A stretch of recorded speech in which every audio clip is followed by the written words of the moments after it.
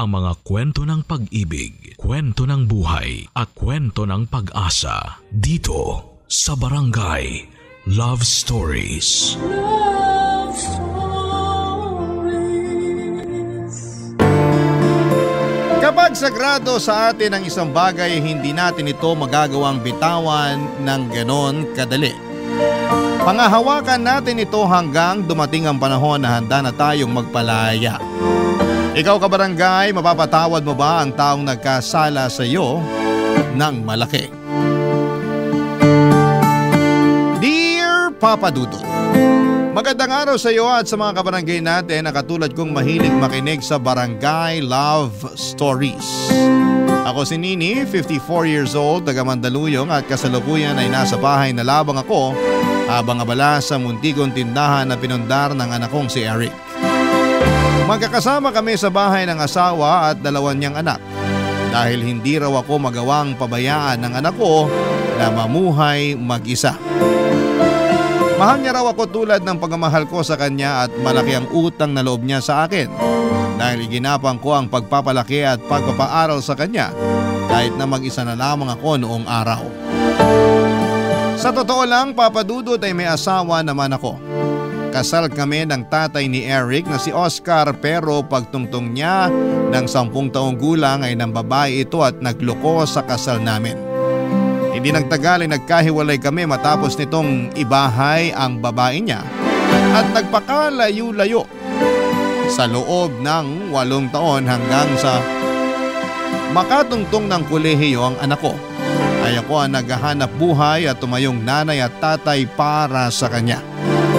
Marami akong trabaho na pinasok noong araw tulad na lamang ng pagtitindera, paglalaba, katulong sa bahay. Ang panghuli ay ang ginawa kong trabaho ay naging janitress sa isang pribadong kumpanya dito sa Quezon City.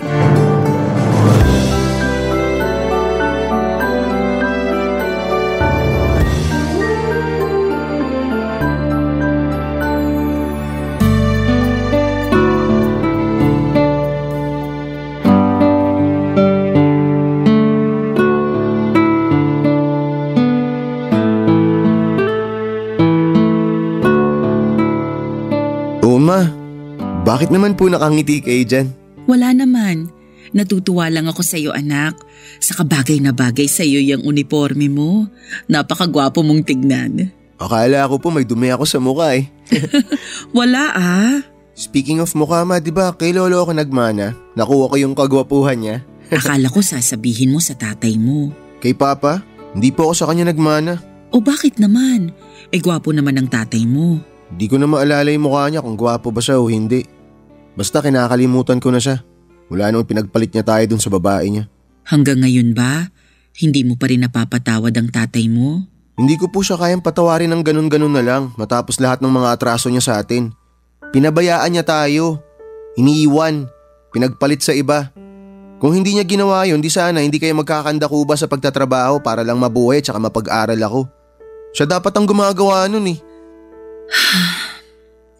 Pero tungkulin ko rin naman yun kasi nanay mo ko. Hindi kita pwedeng pabayaan, lalo na nung mga panahon na yun. Nandun na nga po tayo kaya sobrang nagpapasalamat po ako sa inyo kasi di niyo ako pinabayaan. Yung ibang mga magulang dyan, hinahayaan na mapariwara yung mga anak nila kasi hindi nila maitaguyod. Pero kung magkasama kayong dalawa ni Papa sa pagpapalaki sa akin, hindi niyo sana sinusolo lahat ng mga responsibilidad. Kaso wala eh, tinakasan niya tayong dalawa. Pero matagal na yun. Hanggang ngayon ba hindi mo pa rin kayang kalimutan yung nangyari? Ma, wala pong dahilan para kalimutan ko yun kahit na bumalik pa siya dito sa bahay ngayon. Eric naman. Sorry po ma, pero matagal ko nang sinabi sa sarili ko na hindi ko siya mapapatawad. O siya, sige, wag na natin pag-usapan yung tatay mo. Imposible namang bumalik pa siya. Sana nga hindi na siya bumalik. Sana lang talaga. Hindi naman natin siya kailangan eh. Pag nakatapos na ako ng pag-aaral, hindi nyo na kailangan magtrabaho, ma. Ako na magtataguyod sa ating dalawa. Kakayanin naman nating dalawa eh kahit na wala siya. Maiba tayo, anak. Ready na ba yung mga gamit mo? Opo, ready na. Sigurado ka wala ka nang naiwan? Sigurado po, ma. Hinanda ko na po kagabi lahat ng mga gagamitin ko tsaka chinek ko rin po kanina. Kaya wag na po kayo mag-alala. Hindi na naman po ako bata eh. College na ako ma, malaki na po ako. Para sa akin, kahit ano pang edad mo, ikaw pa rin yung Eric na hinahatid ko nun sa school. Bilang nanay, hindi na mawawala sa akin na mag-alala, lalo unang araw mo sa kolehiyo. Hindi ka ba kinakabahan? Kinakabahan po pero kakayanin. Oo, ganyan nga. Lagi mong tandaan na anumang sitwasyon, kayanin mo. Opo, yan po ang turo niyo sa akin eh. Kayo kaya ang role model ko. Unang bola ka na dyan. Hindi po ako nang bobola ma, totoo yung sinabi ko. Ay nako, mana ka talaga sa pinagmanahan mo. Sa inyo lang naman po ako pwede magmana eh. Sige na, anong oras na oh? Baka mahuli ka pa sa klase mo dahil traffic. Mahirap na. Okay sige ma, alis na po ako. Sige, mag-iingat ka. Ikaw ma, alis na po ba kayo? Aalis na rin ako maya-maya. Maaga pa naman eh. Maglilinis muna ako rito sa bahay.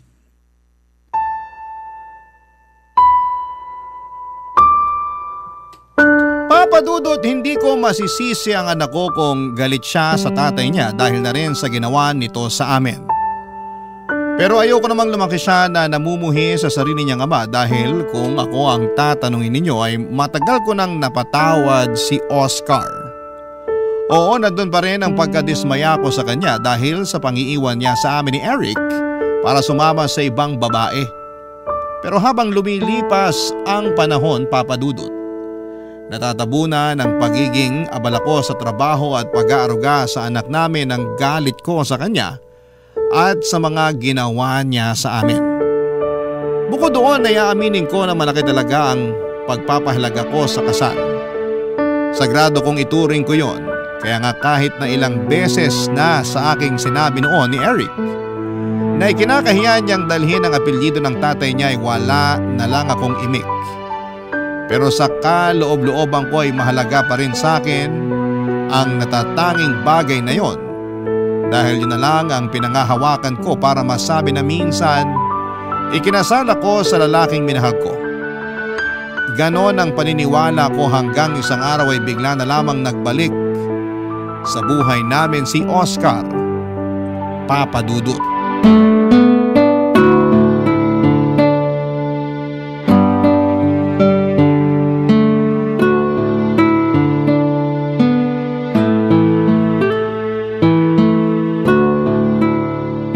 Kuha mo pa nga ako ng kanin doon, Nini. Grabe gutom ko sa biyahe. Ay sige, sandali. Kukuha pa kita. Sa sobrang tagal kong hindi nagbiyahe, muntik ko nang makalimutan yung daan pa uwi rito sa atin. Ang dami nang nagbago. Marami na rin tinayong mga tindahan at gusali. Oh, eto na yung kanin mo. Sige, kumain ka pa. Salamat. Ikaw, hindi ka ba kakain? Tapos na kami kumain ng anak mo. Nasa na nga pala si Eric? May binili lang sa malapit na tindahan. May project daw sila kaya lumabas pagkatapos kumain. Siguro malaki na yung anak kong yun, no? Oo, binata na. Natangkaran ka na rin yata. Maiba tayo. Saan ka pa ba galing yan? Sa San Andres, Quezon. Galing ako dun kaya inabot ng halos 8 oras yung biyahe. Sakit na nga ng puwetan ko sa matagal na pagkakaupo.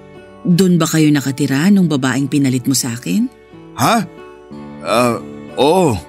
Doon kami sa probinsya nila. Hirap din ang buhay doon. Ibang-iba sa nakasanayan ko rito sa syudad. Bakit ka pa bumalik dito sa atin?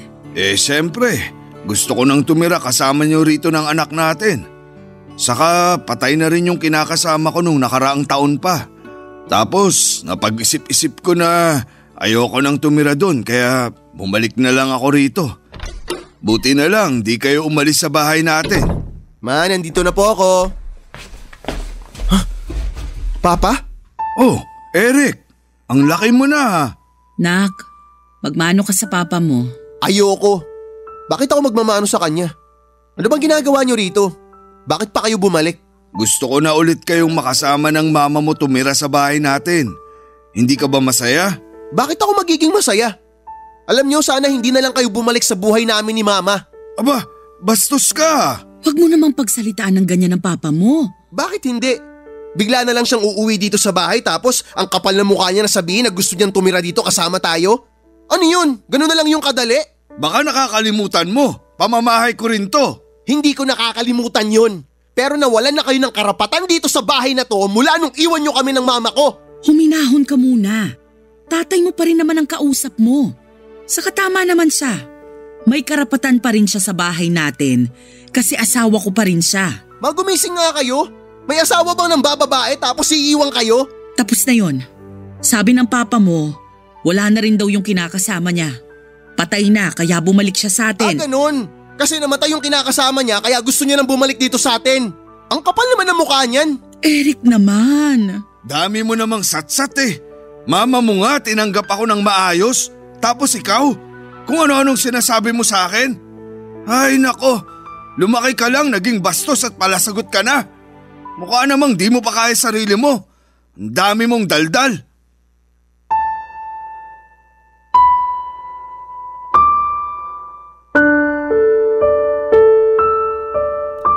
Papa Dudut, kahit na masaya ako sa pagbabalik ng mister ko, malungkot pa rin ako dahil hindi natuwa si Eric sa pagkikita nila ng kanyang tatay.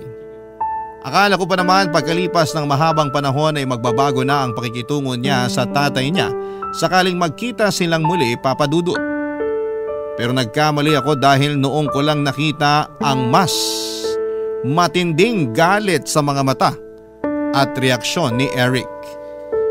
Hindi ko naman siya masisisi pero umaasa pa rin ako ng mga panahon na yon na sana'y mapatawad pa rin niya ang tatay niya, lalo na kailangan kami ni Oscar. 3 araw makalipas tumira ulit si Oscar sa bahay at inamin niyang may dinaramdam siya sa tagiliran niya.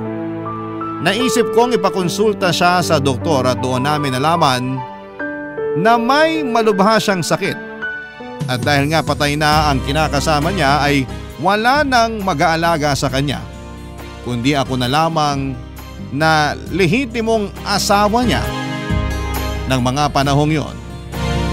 Papa Dudut. Barangay Love Stories. Barangay Love Stories.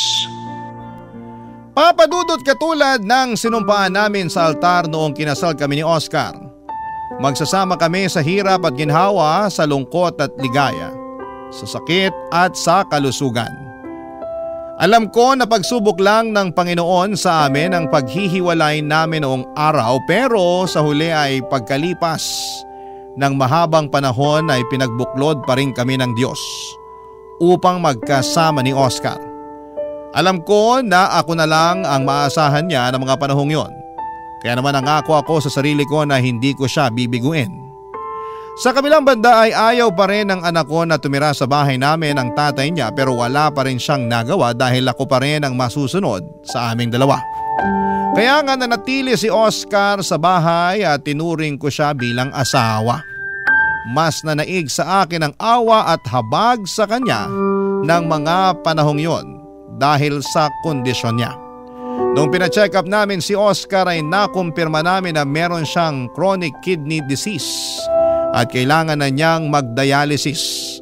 Ako lang ang nag-asikaso kay Oscar kaya hindi rin maiwasan na mapagod ako, lalo na at nagtatrabaho din ako. At yon ang bagay na napansin ni Eric nang minsan niya akong kumustahin pagkatapos naming maghapunan.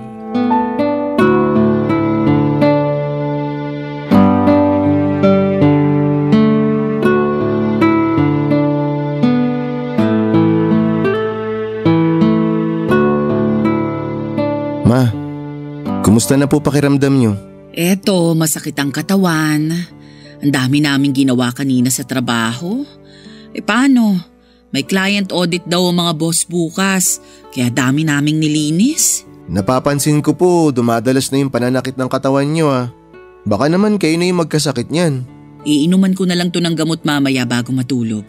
Bukod sa pag-inom ng gamot, ma, kailangan niyo rin magpahinga. Oo. Lagi rin akong puyat gawa ng tatay mo. Nini, halika nga rito sa may sofa. Ano bang problema nun? Bakit siya sumisigaw? Baka may kailangan lang ang tatay mo.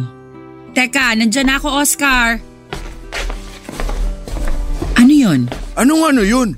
Kanina pa kayo nagbubulungan ni Eric dyan sa tabi. Ako ba yung pinagbubulungan nyo? Hindi ah. Bakit naman namin gagawin yun? Ewan ko. Siguro pinag-uusapan nyo ako. Kasi pabigat ako sa buhay nyo. Oscar naman. Buti alam mo. Ano ka mo? Di mo narinig? Sige, uulitin ko. Sabi ko, buti alam mo. Buti alam mo na pabigat ka lang dito sa bahay na to. Pabigat ka lang sa aming dalawa ni Mama. Sumusobra ka na talaga. Ako pa ngayon ang sumusobra? Ikaw, kumusta? Kumusta ka? Hindi ka ba sumusobra? Huwag mong pagsalitaan ng ganyan ng papa mo. Nakakainis kasi. Akala mo kung sinong boss kung makasigaw. Hari-harian dito sa bahay pabigat naman. Pasalamat ka, masakit tong katawan ko. Kaya di ako makabangon sa pagkakahiga ko rito sa sofa. Kung hindi, makakatingin ka talaga sa akin ng suntok. Talaga ba nananakot ka pa? Ganyan na nga kalagayan mo. Ikaw pa matapang? Kapal ah. Anong sabi mo? Eric, tumigil ka na. Huwag mo nang pagsalitaan ng ganyan ng papa mo. Kita mo na ngang may iniinda siya oh. Oo ma, kitang-kita ko yung iniinda niya. Malamang karma niya yan sa pag-iwan niya sa atin noon. Naturingan ka pa namang nag-aaral pero bastos ka. Gusto mo ba ng ganyanan? O sige, ikaw nga padre de pamilya pero naghanap ka ng iba. Iniwan mo kami ni Mama. Anong sabi mo? Ano yan, bingi-bingihan ka na naman? Hindi mo na naman narinig? Ano, ulitin ko pa ba? Nini, pagsabihan mo nga yung anak mo. Anak, tumigil ka na sabi. Hindi ko mapigilan ma Akala mo kasi kung sino to kung makaasta. Pabigat lang naman siya. Tingnan mo yung sarili mo ma. Hindi ka sana mapapagod ng ganyan Kung sa tuwing pag-uwi mo rito, hindi mo naiintindihin tong taong to. Kaso hindi Sabit na nga, paalaga pa. Di ba? Walang kwenta talaga. Tsaka ma, tingin nyo ba hindi ko napapansin kung paano kayo trato nito? Kung sigaw-sigawan ka na lang kung utus-utusan ka, akala mo kung sino? Akala mo naging mabuting padre de pamilya sa atin? Pero choice ko naman yun. Choice ko na pabalikin ulit sa buhay natin ang tatay mo. Sino na lang ang tatanggap sa kanya pag hindi ko ginawa yun? Hindi na natin problema yon ma. Bahala na siya sa buhay niya. Matanda na siya. Nasabi mo lang yan kasi anak ka lang. Hindi ikaw ang asawa. Pag nagkaroon ka na ng asawa, maiintindihan mo na sagrado ang kasal. Maiintindihan mo ng husto kung bakit hindi ko magawang bitiwan ng tatay mo kahit na nagkasala siya sa akin noon.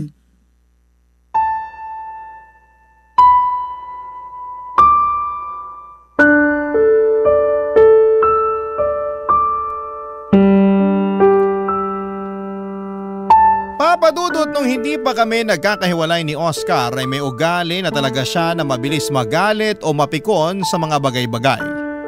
Naisip ko na baka mas lumala lang yon sa mga gamot na pumapasok sa katawan niya. Pero hindi kinatuwa ng anak namin ang trato sa akin ni Oscar dahil para kay Eric, hinahamag ako ng tatay niya sa loob pa mismo ng pamamahay namin. At dahil nga overprotective siya sa akin kaya nagawa niyang sagot-sagutin si Oscar noong minsan niya itong narinig na inuutos-utusan ako.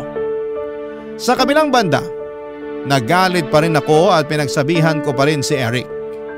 Para sa akin ay mali pa rin na sagutin niya ng pabalang ang tatay niya dahil ama niya pa rin ito. Si Oscar pa rin ang nagbigay ng buhay sa kanya kaya nga may bahagi sa puso ko na dismayado sa sarili kong anak dahil hindi ko naman siya pinalaking bastos at hambog. Hindi lang yun ang unang insidente na halos magpang-abot sila ng tatay niya dahil pagkalipas lang ng ilang araw ay may sumunod pang tagpo na masasabi kong mas malala, Papa Dudut.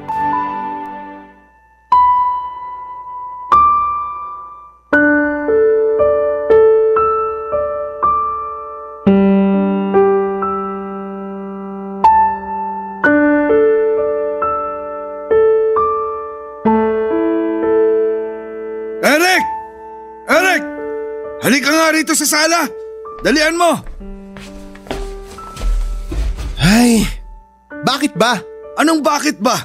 Kanina ka pa dun sa kwarto mo. Ano bang ginagawa mo? Wala ka nang pakialam dun. Pambihira! Hanggang ngayon ba, hindi mo pa rin ako napapatawad?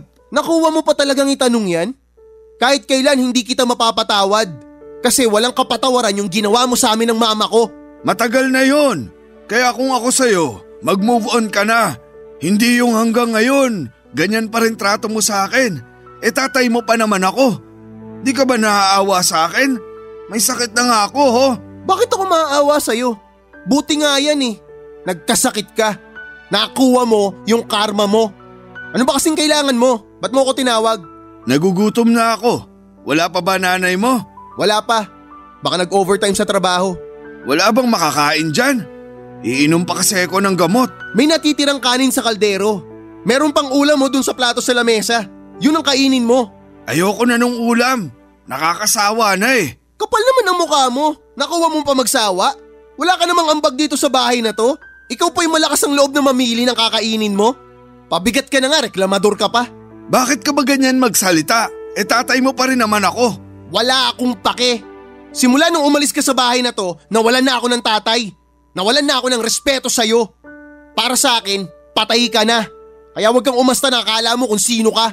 Ang hirap kasi sa mga kabataan ngayon, mapagtanim ng galit sa mga magulang. Kung makapagsalita ka, akala mo perpekto ka na. Pero walang-wala naman ako kung ikukumpara sa'yo. Kasi ikaw, kampon ka ng demonyo. Kahit na ganyan patingin mo sa akin, mahal na mahal pa rin ako ng nanay mo. Tingnan mo, tinanggap niya pa rin ako sa bahay at buhay niyo. Kahit na iniwan ko siya noon para sumama sa iba. Patunay lang yon na patay pa rin siya sa akin. Kaya di niya ako kayang tiisin. Aray ko! Bakit mo ako sinuntok? Kulang pa yan sa lahat ng ginawa mo sa amin ni Mama. Sa lahat ng mga pang-iinsulto mo sa kanya. Eric, tama na! Bitawan niyo ako, Ma. Tuturuan ko lang ng leksyon yung taong yan. Kapal na mukha niya. Awatin mo yung anak mo, kundi papatulang ko na yan. Pwede ba? Manahimik ka na lang dyan, Oscar. Ako pa talaga? Oo. Ikaw lang naman yung panggulo rito. Nagugutom lang naman ako. Nagugutom ka? Di kumain ka sa kusina mag-isa. Hirap kasi sa'yo, wala ka ng silbi, ang arte-arte mo pa. Tumigil ka na. Huwag mo nang bastusin ang tatay mo. Bakit hindi ko babastusin yung taong yan? Siya yung una ng bastos sa akin, Ma. Pero hindi pa rin sapat na dahilan yon para suntukin mo siya. Tingnan mo. Lalo mo lang dinagdagan yung sakit na nararamdaman niya. Sabi ko nga kanina, kulang pa yung suntok ko na yun sa kanya sa lahat ng mga naging kasalanan niya sa ating dalawa, Ma. Bakit ka ba kasi pumayag na pabalikin siya dito sa bahay natin? Mas maayos pa nung tayong dalawa lang eh. Kaya naman natin. Sana hinayaan mo na lang siya na magdusa sa sakit niya. Di ba ganoon naman yung ginawa niya sa atin noon? Hinayaan niya tayo na magdusa? Lahat ng nararanasan niya ngayon, karma niya yan. Kaya dapat hindi siya tinutulungan.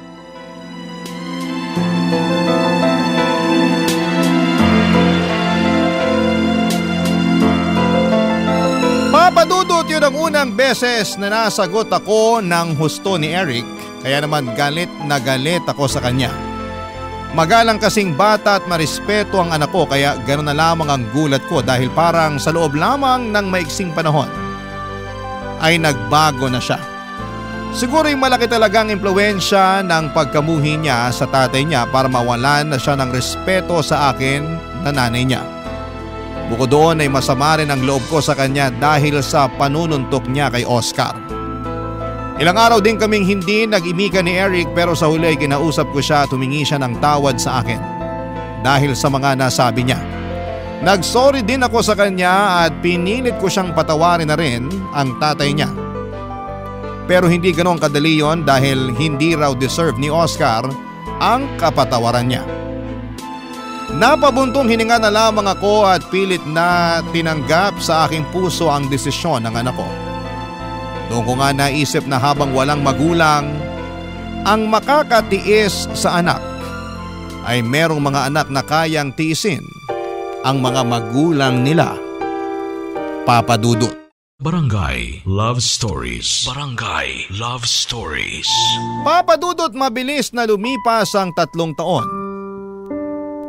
At sa loob ng panahong yon ay nagkayod kalabaw ako sa pagtatrabaho para masustentuhan ang pagdadialysis ni Oscar. Walang-wala rin kasi siya ng mga panahong yon at ako lamang ang maasahan niya na tutulong sa pagpapagamot niya. Pero kahit anong pagsisikap ko sa trabaho ay kinakapos pa rin kami. Kaya naman inilapit ko na si Oscar sa lokal na gobyerno at iba pang pribadong institusyon para makatulong sa pagpapadialysis niya. Nagbenta na rin po ako ng mga personal naming gamit para makadagdag sa ipon ko. Noong nagkapuhunan ako ay nagtinda ako ng mga merienda na inaalok ko sa mga katrabaho ko. Ginawa ko yon kasabay ng pagtatrabaho bilang janitress. Kahit na mahirap ay wala akong hindi kakayanin para madugtungan pa ang buhay ng asawa ko. Kaya lang dahil nga mas madalas pa rin kaming masait, pati ang inipon kong pera para sa pag-aaral ni Eric ay nagastos ko na. Papa Dudut.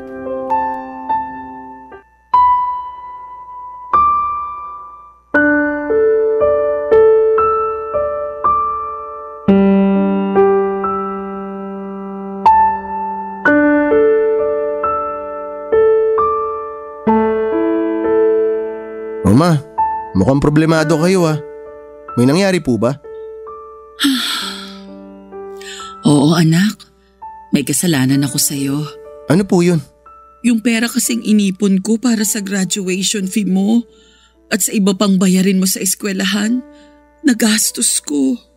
Pampadialysis ng tatay mo, kapos na kasi tayo eh. Ngayon, hindi ko alam kung saan ako kukuha ng pera para sa nalalapit mong graduation. Ay, ayos lang po yun. Ako na pong bahala dun. Paanong ikaw na ang bahala? Wala ka pa namang trabaho. Pwede naman po ako mag-part-time dun sa coffee shop na pinagtatrabahuan ng kaklase ko. May bakante daw po sila, niyayaya niya ako. Sigurado ka ba? Baka mahirapan ka ha? Mukhang hindi naman ako mahihirapan ma. 6:00 hanggang 10:00 ng gabi lang naman ang duty ko kung sakali. Yung perang kikitain ko dun, makakatulong sa akin yun para may pambayad ako sa graduation tsaka pambili ng susuot kong damit. 4 na buwan na lang naman din ma, makakagraduate na ako. Salamat anak. Sa totoo lang, nahihiya ako sa'yo. Bakit naman po kayo nahihiya sa akin? Yang kailangan mong magtrabaho para makapag-ipon ng pambayad sa graduation at iba pang gastusin sa eskwelahan. Hindi na kinakaya ng sweldo ko na tustusan pag-aaral mo dahil nga sa sitwasyon ng papa mo. Ay, ayos na po yun. Pag nakagraduate ako, matutulungan ko na rin po kayo dito sa bahay. Huwag po kayong mahiya sa akin, wala naman po kayong dapat na ikahiya. Salamat talaga dahil naging maunawain at matulungin kang anak.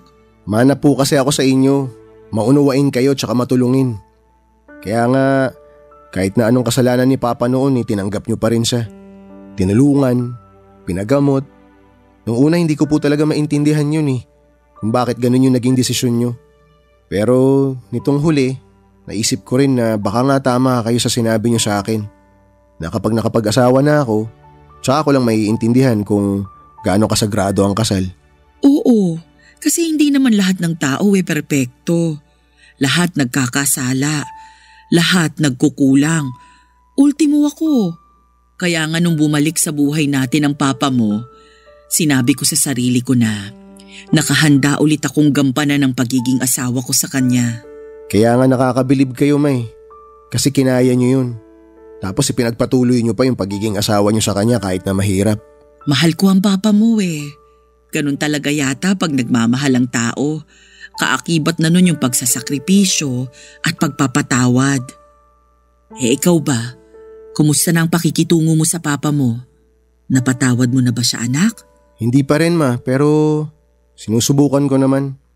Naiinis lang kasi ako sa ugali niya kapag mainit yung ulo niya. Lalo na pag nakikita ko yung trato niya sa inyo. Inis na inis ako. Akala mo kung sino Pero pinipigilan ko yung sarili ko kasi wala naman ako magawa. Alangan naman palayasin ko siya rito. Pagpasensyahan mo na lang siya pag nagkakaganon. Baka epekto na rin ang gamot sa kanong sakit niya. Ay, ano pa nga po ba? Pagsasabihan ko na lang din siya. Pero sana, mas lawakan mo pa yung pag-intindi mo sa tatay mo. Tulad nga po ng sabi ko ma, sinusubukan ko naman po talaga Salamat ulit anak. Salamat talaga ha.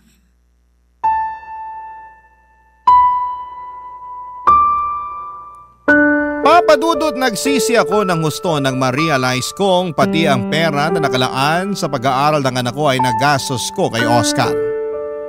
Para ako natauhan ng mga panahong yon pero buti na lamang at maunawain si Eric. Kahit na hindi pa rin siya sangayon sa pagkupkup ko sa tatay niya, paggastos at pag-aalaga rito dahil may sakit ito ay hindi na pinaramdam sa akin ng anak ko ang mga bagay na yon. Sali pa siya na ang nagkusang tumulong sa akin sa pagtatrabaho para mapaaral niya ang kanyang sarili. Makalipas nga ang 4 na buwan ay nakapagtapos na sa kolehiyo si Eric at siya na ang naging katukatulong ko sa pagtatrabaho para masuportahan ang dialysis ni Oscar. Pero sa totoo lang, dumating na rin ako sa punto na nahiya na ako sa anak ko dahil nagkaroon pa siya ng responsibilidad sa tatay niya. Pero sinabi lang sa akin ni Eric na ginagawa niya yon para matulungan ako dahil mahal niya ako. Hindi nagtagal ay umalis na ako sa kumpanyang pinagtatrabahuhan ko at nag-focus na lamang ako sa pag-aalaga kay Oscar. Kaya lang ay parang walang pinagbago ang ugali at pakikitungo sa amin ng asawa ko. Akala mo kung sino pa rin siya na hari sa pamamahay namin kung umasta siya, Papa Dudut.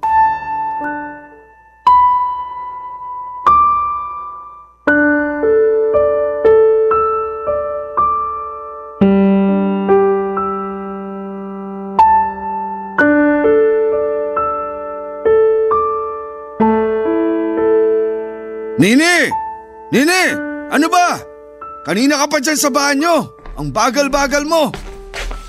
Ano ba kasing problema mo? Kakapasok ko lang sa banyo. Kakapasok daw. Parang kanina ka pa dun. Marunong ka pa sa akin. Huwag mo na ako pagsalitaan ng ganyan ha. Ano bang kailangan mo? Masahihin mo mga binti ko. Kanina pa nangangalay Sa totoo lang, pagod ako, Oscar. Kanina pa ako naglalaba, di ba? Halos katatapos ko nga lang. Wala nang lakas tong mga kamay ko para masahihin ka pa. Ano ba naman yan? Sino na lang magmamasahe sa akin? Bakit hindi mo bigyan ng pabor ang sarili mo at masahihin mo yung mga binti mo? Ikaw gumagawa nun. Bakit mo ipapasa sa akin? Hindi ba halata? Pagod ako, Oscar. Ang hirap sa'yo. Yung sitwasyon mo lang laging dapat mahalaga. Paano naman ako? Baka nakakalimutan mo, tao lang din ako, napapagod. Huwag mo nga akong dramahan ng ganyan. Nakakarindi ka Saka ano pa't umalis ka sa trabaho mo para tutukan yung pag-aalaga sa akin kung hindi mo lang din pala magagawa ng maayos. Yan lang ba ang tingin mo sa akin, Oscar? Katulong mo? Tagapag-alaga mo? Kung oo, aba, kawawa naman pala ako. Bakit ka naman magiging kawawa? Asawa mo ko. Asawa na nagkasala sa kasal natin noong araw dahil ng babae ka't iniwan mo kami ng anak mo. Asawa na bumalik sa buhay namin matapos magkasakit at nagpaalaga. Pero ni minsan, hindi nagpasalamat o tumanaw ng utang na loob. Alam mo, sumusobra ka na Nakakapagod ka na. Hindi ka na ba talaga magbabago? Ewan ko sa'yo kung ano-anong pinagsasasabi mo. Bakit? Nasasaktan ka? Alam mo, gusto ko na lang tuloy maniwala sa anak natin na sana hindi na lang kita tinanggap pabalik sa buhay namin. Hindi naman kita nakikitaan ng pagbabago Hindi ka marunong magpakumbaba. Ikaw pa talaga yung laging galit. Dapat sa sitwasyon mong yan, nagsisisi ka na sa mga kasalanan mo. Hindi yung ikaw pa talaga yung matapang o tosero at akala mo kung sino. Alam mo naman na hindi ko kontrolado yung nararamdaman ko, di ba? Hindi ko lang din mapigilang mainis at magalit sa sitwasyon ko. Kasi nga sa dinami-rami ng tao, bakit ako pa yung magkakasakit ng ganito? Siguro nga tama si Eric. Karma ko na to dahil sa pang-iiwan ko sa inyo noon.